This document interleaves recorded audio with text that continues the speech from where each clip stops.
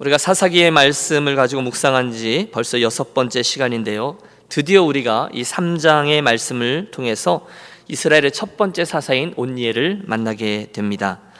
사실 이 온니엘이라는 인물은 저와 여러분이 이미 1장에서 만났던 적이 있습니다. 기억하십니까? 그는 그 갈렙의 아우였는데 용맹스럽게 나아가서 가나안 정복 전쟁에 승리를 쟁취했고, 그 때문에 형의 딸 갈렙의 땅이었던 악사를 아내로 맞이했던 용맹스러운 사람이었습니다. 오늘은 그 첫 번째 사사였던 온니엘과 이스라엘의 모습을 통해서 하나님께서 오늘 우리들에게 원하시는 그리스도인의 삶의 방식들을 함께 상고하며 은혜를 나누겠습니다. 우리가 3장 1절부터 되어 있는데 이렇게 시작되고 있습니다. 여호와께서 가나안의 모든 전쟁들을 알지 못한 이스라엘을 시험하려 하시며. 여러분, 우리는 지금까지 5번에 걸쳐서 가나안 거민들과 적당히 타협하며 살아가고 있던 이스라엘의 이야기들을 해왔습니다. 그리고 이제 저들의 그 모습을 보다 못한 하나님께서 뭔가 하나를 확인하고 싶어지셔서 어떤 행동을 취하시죠. 무엇입니까? 하나님께서 확인하고 싶으셨던 것이 무엇입니까? 당신은 이스라엘 백성들이 정말로 당신을 의지하는지 아니면 이방신들을 의지하는지 그게 알고 싶으셨습니다. 그래서 저들을 시험하세요. 물론 여러분, 여기에 나오는 시험이라는 다른 그 단어는 유혹, 죄로 인한 넘어짐을 가져오는 그 템프테이션을 의미하지 않습니다. 테스트죠. 하나님은 우리들에게 그런 템프테이션을 주시는 분이 결단코 아니시거든요. 대신에 우리들에게 또 다른 종류의 시험, 테스트를 주십니다. 아브라함에게 모리아산에 올라 그 아들 이삭을 바치라 말씀하셨던 것처럼 하나님 지금 이스라엘 백성들을 테스트하고 계세요. 저들이 정말로 하나님을 의지하는지 아니면 이방 신들을 의지하고 있는지 알고 싶으셨습니다. 그 외에도 하나님 이 일의 저변에는 또 다른 의도가 한 가지 더 담겨 있는데, 2절을 보시면 이스라엘 자손의 세대 중에 아직 전쟁을 알지 못하는 자에게 그것을 가르쳐 알게 하려 하사라고 되어 있습니다. 하나님이 이스라엘 백성들 가운데 새로운 세대들에게 전쟁이 어떤 것인지 그 기술을 가르치려고 하셨다는 게 아니죠. 대신에 하나님은 이 전쟁을 통해서 하나님을 체험하지 못한 이스라엘 백성들로 하여금 결국 이 전쟁이 누구에게 속한 것인지를 보여줌으로써 이스라엘의 새로운 세대들이 하나님의 능력을 체험하게 되기를 원하셨습니다. 이런 두 가지 이유, 그들의 신앙을 체크하기 위해, 또 그들에게 하나님을 경험케 하기 위해서 하나님은 이스라엘을 테스트하기로 하셨습니다. 어쩌면 오늘 저와 여러분들 가운데에도 하나님의 이런 테스트의 한가운데 서 있다고 느끼시는 분 계실지 모르겠습니다. 하나님에 대해서 밍숭맹숭하다가 어떠한 곤고한 상황에 처하게 되었을 때, 하나님이 정말 계신 거야? 하나님 정말 나를 사랑하시는 거 맞는 거야? 어쩌면 내가 왜 이런 어려움을 통과해야 되지? 여러분, 그런 형편에 처한 분 말입니다. 그런 이들에게 오늘 본문이 해답을 주죠. 여호와께서 가나안의 모든 전쟁을 알지 못한 이스라엘을 시험하려 하시며, 하나님은 그 일로 인해서 그가 정말로 나를 통해서 의지하는지 아니면 다른 우상들을 통해서 의지하는지 그걸 보고 싶어 하십니다. 그래서 우리는 야고보서의 말씀이 사실임을 알아요.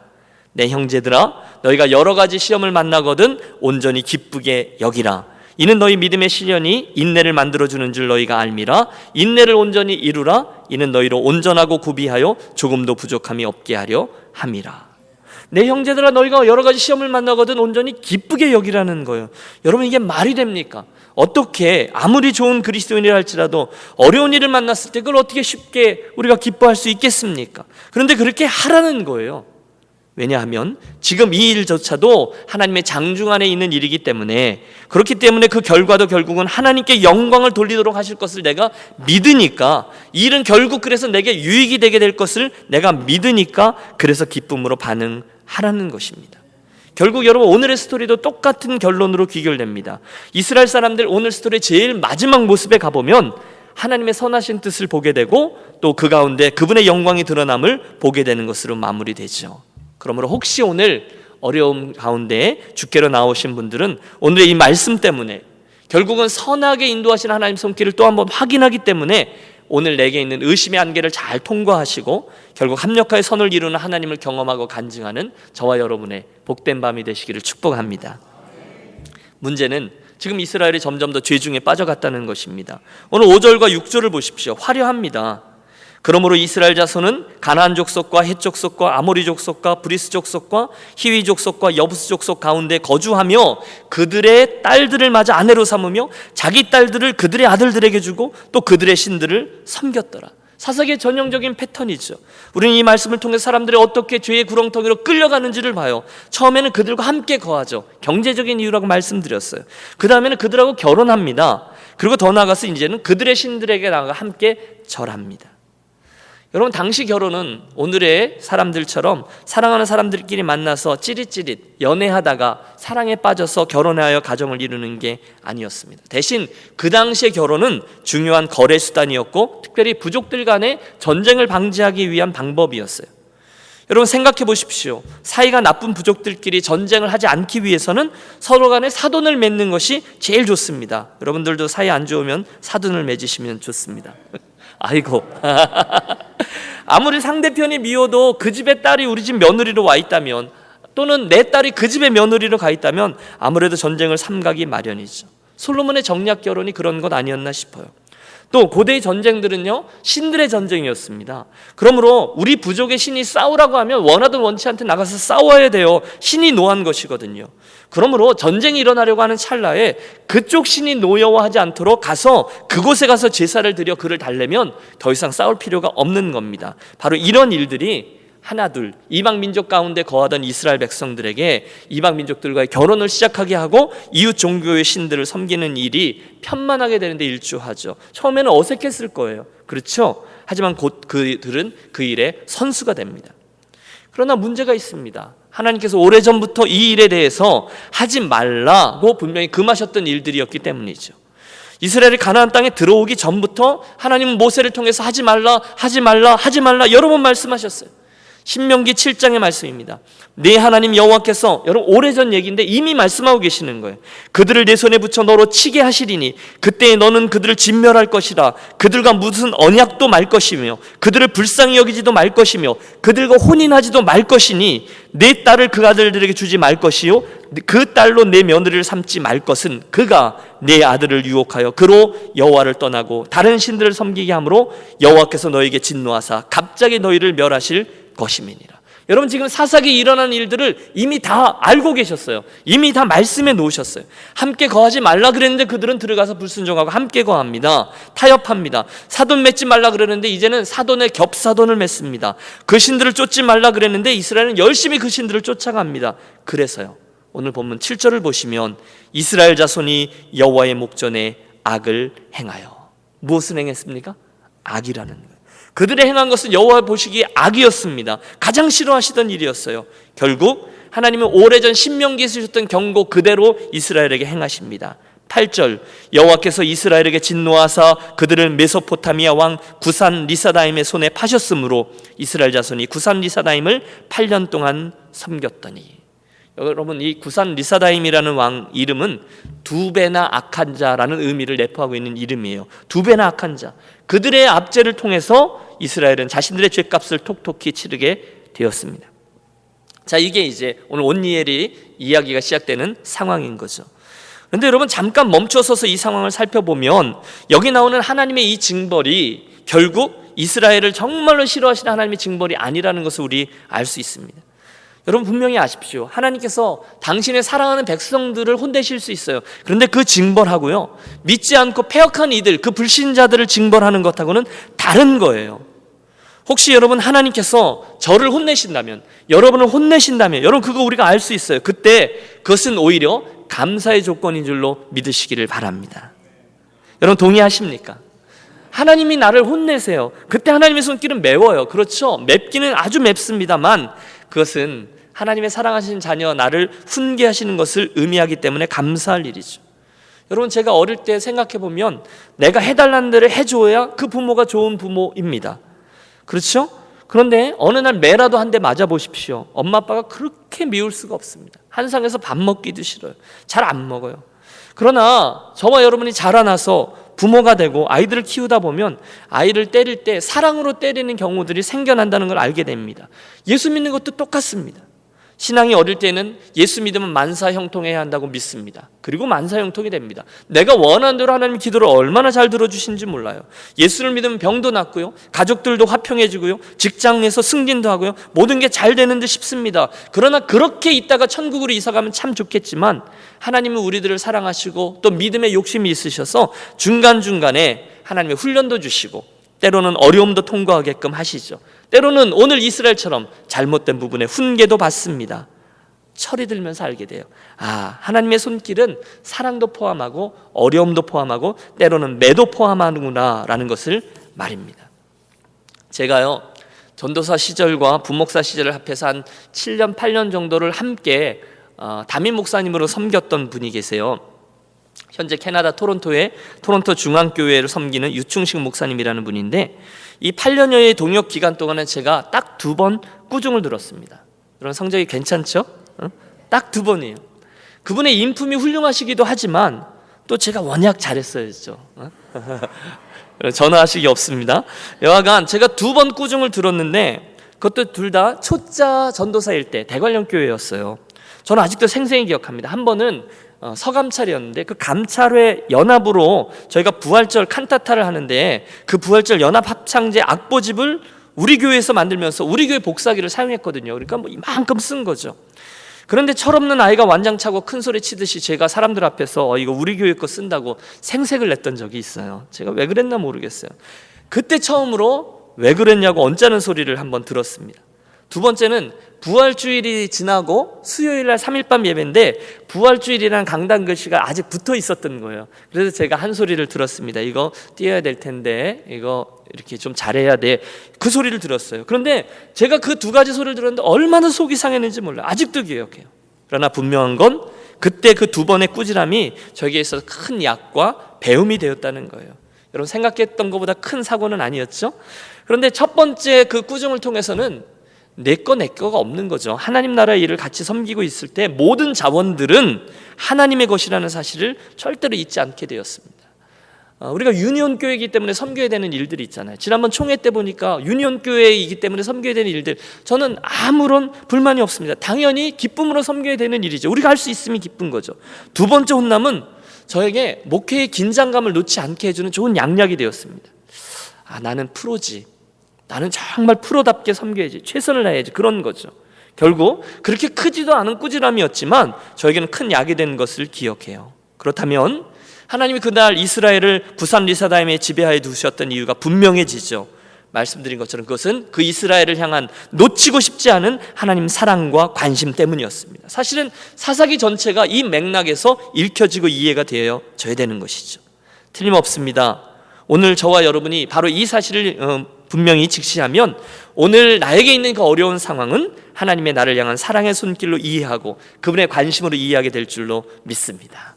이스라엘이 지금 그걸 아는 거예요. 그리고 하나님의 각본 그대로 이스라엘은 그 어려움을 통해서 하나님께 부르짖기 시작합니다. 오늘 그 이방인의 압제라는 고난을 통해서 이스라엘에게 변화가 일어나는데요, 첫 번째 변화 9절을 보십시오. 이스라엘 자손이 여호와께 부르짖으매. 여러분 뭐라고요? 여호와께 부르짖었다는 거예요. 당연하죠. 하나님, 우리가 잘못했습니다. 하나님, 저희를 불쌍히 여기시고 이 고통에서 우리를 건져 주십시오. 여러분 인생의 길을 가면서 왜 이러저런 힘든 일이 우리에게 없으시겠습니까? 이런 일 저런 일 늘 우리들을 짓눌러요. 구산 리사다임들이죠. 그때 우리가 그 구산 리사다임을 욕하고 또 욕해도 아무 소용이 없어요. 대신 그때 우리는 우리의 아버지이신 하나님께 부르짖는 것이 정답이죠. 여러분 우리가 출애굽기를 강해를 새벽 예배 때, 평일 새벽 예배 때 시작했는데 1장을 열면서 제가 한 가지 영적인 원리를 교우들과 나누었습니다. 하나님의 축복은 사명의 렌즈로 보아야 되고 우리들에게 있는 고난은 부르짖음의 렌즈로 보아야 된다. 오늘 똑같습니다. 저와 여러분이 힘들 때, 때는 우리가 심지어 그분에게 죄를 짓고 죄의 결과로 어려움을 당할 때조차도 우리에게 언제든지 돌아가서 부르짖을 수 있는 그분의 이름이 있다는 사실을 감사하시기를 바랍니다. 너무너무 힘들 때요, 도저히 하나님의 도우심이 아니라면 불가능할 때 부르가 주셨던 이름 여호와 체바오트 기억하시죠? 만군의 하나님. 또 오늘 이스라엘의 이 형편입니다. 우리가 제일 마지막 시간에 살폈던 하나님의 이름, 자기들의 죄로 인해서 그 죄의 결과로 인해서 하나님의 심판과 징벌을 받는다 할지라도 그 가운데서조차 여호와의 이름을 불러주셨던 이름이 거기 계신 하나님 여호와 삼마였습니다. 분명한 것은 리산구사다임, 고난을 만날 때 우리들의 해법은 한 가지뿐이라는 거예요. 예레미야서의 말씀이죠. 너는 내게 부르짖으라. 내가 내게 응답하겠고 내가 알지 못하는 크고 비밀한 일을 내게 보이리라. 여러분 부르짖음, 그것이 우리들에게 축복이죠. 우리가 부르짖으면 그분 응답하시거든요. 여러분 우리 어제 경험하셨잖아요. 우리들의 부르짖음은 제가 정확한 시간은 모르지만 오랫동안 멈춘 심장도 다시 뛰게 하시는 하나님의 도움을 가져다 주셨습니다. 할렐루야. 예. 저는 이번 고비를 잘 넘기고 하나님께서 우리에게 어떤 간증을 주시는지 그 간증 듣기를 고대합니다. 우리 이따가도 기도하겠지만 끝까지 백권사님 우리 마음에 담고 기도의 싸움을 감당하겠습니다. 오늘의 구절을 다시 보세요. 이스라엘 자손이 여호와께 부르짖음에, 여러분 이스라엘이 부르짖을 때 하나님께서 하신 일이 분명히 오늘 본문에 나옵니다. 부르짖음에 여호와께서 이스라엘 자손을 위하여 한 구원자를 세워 그들을 구원하게 하시니 그는 곧 갈렙의 아우 그나스의 아들 온니엘이라. 그래서 이스라엘의 첫 번째 사사로 세워진 이가 오늘 이야기의 주인공인 온니엘 사사가 되겠습니다.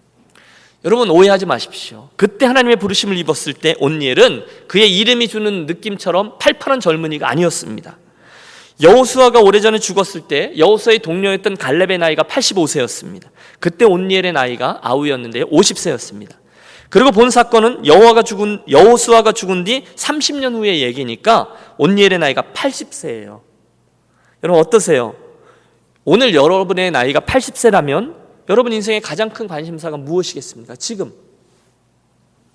보통의 사람들은 80세쯤 되면 흔히들 여유 있는 인생을 꿈꾸고 삶을 좀 즐기면서 보상을 받고 싶어 합니다. 그동안 얼마나 고생하면서 살았습니까? 88세.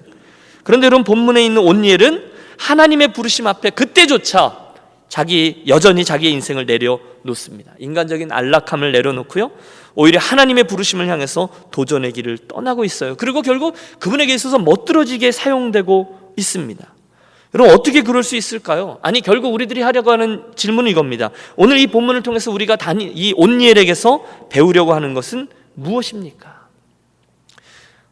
온니엘이 그럴 수 있었던 가장 중요한 이유가 오늘 본문 10절에 나옵니다. 여러분 함께 보실까요? 10절을 좀 펼쳐주십시오. 여호와의 영이 그에게 임하셨으므로. 여러분 무엇인가 보이십니까? 다시 한번요. 여호와의 영이 그에게 임하셨으므로 그가 이스라엘의 사사가 되어, 이렇게 되어 있습니다. 무엇 때문이라고요? 여호와의 영이 그에게 임하셨기 때문이라는 거예요. 그게 이유예요. 그가 젊었기 때문이 아니라는 거예요. 그가 능력이 있었기 때문이 아니라는 거예요. 그의 재주 때문도, 그의 경력 때문도, 그의 재산 때문에 전혀 그런 얘기 나오잖아요. 한 가지 조건, 여호와의 영이 그에게 임하셨으므로 그가 이스라엘의 사사가 돼요. 여러분 사람을 변화시키는 건 세상에 두 가지가 있습니다. 하나는 술입니다. 그렇죠? 술은 완전히 딴판으로 사람을 만들어 놓죠. 평소에 말도 잘 못하던 소심한 친구인데 이 친구가 술 한 잔 걸치면 완전히 다른 사람이 되잖아요. 말도 잘하고 빽빽 소리도 지르고 아무거나 땡깡 쓰고, 그런 좋은 변화는 아닌 듯 싶습니다. 그러나 술 말고 사람을 좋게 변화시키는 게 있는데 그것이 바로 하나님의 영, 성령이죠. 믿습니까? 여러분 저는요 그 말이 사실인 걸 수도 없이 경험했어요. 하나님께서 저에게 많은 복을 주셨는데 사람이 변화되는 축복들을 많이 보게 되셨어요. 물론 제가 변화시킨 건 아니에요. 저는 그 변화의 장이라는 교회 공동체를 포기하지 않고 가는 것이고요, 성령께서 당신의 시간에 말씀으로 또 어느 상황으로 사람들을 변화시켜 주는데 공통점은 하나입니다. 주의 영이 그들에게 임하셨으므로, 그분의 은혜 때문이라는 거죠. 물론 온니엘은 한때 대단히 용감했던 사람이 맞아요. 그는 1장에서 보듯이 젊을 때 기럇세벨을 쳐서 빼앗음으로 갈렙의 딸 악사와 결혼하기까지 했어요. 하지만 지금은요 30년이 지났잖아요. 그는 다른 사람처럼 그냥 그렇게 구산 리사다임의 압제하에 살아가고 있던 사람입니다. 그러나 일단 저에게 하나님의 영이 부어지자 그는 더 이상 평범하지 않습니다. 그는 이제 세상을 뒤바꾸고 이스라엘을 일으켜 세우는 사사가 되었습니다. 여러분 그가 80세 때 부르심이 임했다고 말했어요. 이게 오늘 저와 여러분에게 선한 도전이 되기를 바랍니다. 여러 번 말씀드렸어요. 사사기에 등장하는 사사들은 결단코 특별한 사람들이 아니었습니다. 너무도 평범했습니다. 오늘 저와 같이 그들은 실수도 하고 죄도 짓고 마음이 약해지기도 하고 의심에 빠지기도 했어요. 그러나 한결같이 하나님의 영이 도우셨던 사람들이에요. 제자들도 그랬습니다. 그 위에 수많은 믿음의 선진들이 그랬습니다.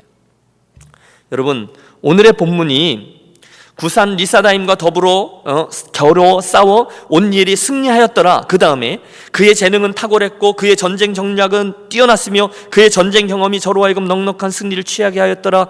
이렇게 기록하고 있지 않음을 기억하셔야 합니다. 대신 오늘 본문은 그 승리의 이유를 단 한 가지, 여호와의 신이 함께 함으로 라고 밝히고 있습니다. 여러분 우리 솔직해지시죠?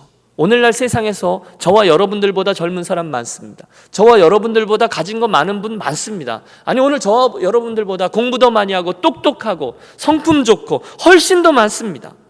하지만 하나님의 일은 그런 사람들을 통해서 진행되지 않습니다. 대신 성경은 하나님의 일은 하나님의 영이 임한 사람, 그들을 통해서만 이루어집니다. 믿으십시오. 그 사실을 믿는다 고백하신다면 저는 오늘 결론이죠. 자연스럽게 이런 적용이 가능해진다고 믿습니다. 오늘 저와 여러분 한 사람 한 사람이 하나님에 의해서 존귀하게 사용되지 못할 이유가 있는 사람이 누가 있습니까? 없습니다. 함께 기억하시죠. 저와 여러분이 하나님의 손에 붙들려 사용되지 못할 조건은 없어요. 그 이유를 우리 편에서 찾지 못해요. 대신에 누구의 손에서 이유를 찾죠? 여호와의 손, 거기에 달려있다는 거예요. 그날 여호와의 영이 80세의 온니를 붙들었을 때 그처럼 놀라운 일이 일어났다는 거예요. 저는 저와 여러분 모두가 부족한 사람들이라고 믿습니다. 우리의 이러저러한 자격 요건을 가지고 따진다면 사실 여러분들 가운데 누가 주님, 제가 주님의 일꾼으로 사용되고 싶습니다. 누가 그렇게 자신 있게 나갈 수 있어요? 하지만 오늘 이 말씀을 통해서 우리가 믿는 거죠. 일단 저와 여러분에게 하나님의 영, 성령의 부으심이 있다면, 저와 여러분이 하나님께 붙들리기만 하면 그때 우리는 어떤 일이 되든 흔들리지 않고 하나님께 쓰임받을 수 있게 됩니다. 사사기 보세요. 끝까지 숫자는 아무 문제가 되지 않습니다. 역사가 증명합니다. 하나님은 숫자가 문제가 아니에요. 그들의 태도가 문제였습니다. 하나님은 언제나 당신을 향해서 반듯한 태도와 든든한 믿음을 가진 창조적인 소수들을 통해서 당신의 일을 써내려가셨어요. 왜요? 당신의 영광을 빼앗기고 싶지가 않기 때문이에요. 당신께서 하셨다는 일을 미련하고 우둔한 이들을 통해서 드러내고 싶으셨어요. 여러분, 오늘 저와 여러분, 아니 이 세상 사람들 다 무엇인가 붙들려 삽니다. 어떤 사람들은 학생들은 뭐 좋은 성적이나 학교에 붙들려 살고요. 비즈니스 하시는 분들은 성공에 붙들려 살죠. 어떤 사람은 쾌락 추구에 붙들려 살고요. 어떤 사람은 취미에 붙들려 삽니다. 욕망에 붙들려 삽니다. 예외 없어요. 그런데 한순간 이 모든 자기를 붙들고 있는 모든 것들이 확 평가절하되며 아무런 의미가 없다는 것이 드러나는 순간이 와요. 지금 내가 붙들고 있는, 지금 내가 욕심을 가지고, 지금 내가 최선을 다해서 집중하고 있는 게 실상 가장 중요한 것이 아니라는 것에 이 상황이 되면 누구나 동의하게 돼요. 언제입니까? 고난입니다. 오늘 이스라엘 백성들이 당하게 된 고난 앞에선 그래요. 특별히 생명과도 직결된 고난 앞에 서는 순간에 이 모든 것들은 완전히 질서를 잡습니다. 뭐가 중요하고 뭐가 덜 중요한지가 바로 판명돼요. 어제 저는 그 현장에 있었습니다. 그 절대절명의 순간, 모든 소망이 사그라져 거의 다 꺼져가는 그 순간이요. 그 순간에 우리 사랑하는 딸에게 하나님 큰 은혜를 주셨죠. 제가 그 시간은 정확히 모르겠어요. 전에 듣기로는 뭐 거의 30분간이라 그랬는데 멈춰버렸던 심장을 다시금 뛰게 하신 하나님. 저는 하나님 이름 시리즈 설교 지난주로 마쳤는데 다음 주에 또 해야 될 것 같아요. 멈췄던 심장을 다시 뛰게 하신 하나님, 백명자의 하나님, 뭐 이래가지고. 그렇죠. 하나님의 이름 시리즈는 오늘도 저와 여러분 삶에 계속되고 있습니다. 그 절대절명의 순간 말입니다. 여러분, 죽음의 그림자 맡아본 적이 있으세요? 죽음의 냄새를 어느 정도 맡아본 적이 있으세요? 그 순간 내가 지금까지 목숨 걸고 붙들고 있던 것은 아무것도 아니에요. 지금 나의 행복을 좌우할 수 있다고 생각했던 것이 결국은 아무것도 아니라는 것을 분명히 깨닫습니다. 무력감이죠. 내가 할 수 있는 게 아무것도 없어요. 수동태로 질질 끌려가요. 제가 그 순간에 가장 괴로웠던 것은요, 목사가 그 옆에서 별 도움이 되지 못하는 것 같아요. 그냥 할 수 있는 일은 그냥 그 옆에 같이 있어주는 것. 너무너무 죄송한 그 순간이죠. 그러나 그 순간에 우리가 최후의 순간으로 붙들 수 있는 방법이 있는 거죠. 부르짖어야 되는 거죠. 할렐루야. 내가 할 수 있는 일이 없는 거예요. 부르짖는 거죠. 장로님들 카톡, 교육자들 카톡, 홈페이지, 페이스북, 중보기도팀, 우리 열심히 간구했습니다. 그리고 그 간절한 부르짖음을 들으시고 살아계신 하나님의 영이 그 수술실 한가운데서 또 한 번 역사해 주셨습니다. 여러분이 그 의사 선생님의 말을 들어보셨어야 돼요. 그분이 계속 고백합니다. 놀라운 얼굴, 익사이딩한 얼굴로 very, very, very, very blessed woman 이라고 이야기합니다. 그렇게 오랫동안 심장이 멈추었고 그 스테이지에 들어갔던 사람 가운데 다시금 되돌아 나올 확률은 5%밖에 되지 않는다고 얘기합니다. 오늘 의사분이 말씀하셨대요. 의사뿐이 아니라 ICU에 계신 분들 모두가 정말 이 놀라운 회복의 은혜로 그 기적으로 놀라고 있다는 것이죠. 대기실에 같이 계셨던 친척 한 분이 우리 백 권사님이 이북 출신이라 강하셔서 5% 안에 들었다라고 말씀하셨지만 저는 그렇게 생각하지 않습니다. 그건 권사님의 출신이 이북이기 때문이 아니라 하나님께서 우리 모든 가족들과 교우들의 기도를 들으시고 사랑하는 딸의 심장을 다시금 깨워주셨다는 것을 말입니다. 오늘 밤에도 우리 계속 기도로 돕겠습니다. 사랑하는 여러분, 예수 믿는 사람은 하나님의 영, 성령님께 붙들려야 제대로 살 수 있습니다. 엉뚱한 것에 붙들려 사는 사람 많습니다. 여러분, 창피하지만 저도 그렇고 여러분도 그렇고 그 이야기의 예외는 아닐 것입니다. 그러나 진심으로 여러분을 사랑하며 바랍니다. 우리들의 남겨진 인생, 덜 중요한 것들에 붙들리지 않고 또 하나님에게, 성령님께 붙들려서 인생길을 가는 저와 여러분이 되시기를 축원합니다. 결론 부분이 더 있는데 좀 이렇게 접죠. 결국 이 과정을 통해서 온니엘은요, 하나님의 축복의 통로가 돼요. 그 한 사람의 붙들림으로 인해서 이스라엘은 이방인의 압제에서 벗어나고 40년간 평화의 시간을 지나게 되죠. 이스라엘이 스스로 문제 일으키지 않고 가나안 거민들과 함께 평화롭게 살자 할 때는 하루도 편한 날이 없어요. 타협하고 양보하고 이방 민족들과 결혼시키고 우상들 섬기고 할 거 다 했지만 진정한 평화가 없어요. 하지만 한 사람, 온니엘이 하나님 앞에 알아서자 놀랍게도 40년간 평화가 찾아옵니다. 누구 때문에? 하나님의 영에 붙들린 그 사람 때문이에요. 이 한 사람이 중요한 거죠. 여러분, 한 사람이 하나님께 붙들립니다. 그러면 그 한 사람의 가정, 여러분 한 사람의 가문, 여러분 한 사람의 교회, 그 한 사람의 일터가 되살아납니다. 그렇다면 이전에 우리들의 기도 제목은 분명해지죠. 저와 여러분이 바로 그 한 사람이 되기로 욕심을 내었으면 좋겠습니다. 말씀을 정리합니다. 오늘 저와 여러분의 모습이 그날 이스라엘 백성들 같이 눌려있고 혹시 어둡다고 느껴지시는 분 계십니까? 이 밤에 여탄 부담을 가지고 예배 자리에 나오신 분 있으십니까?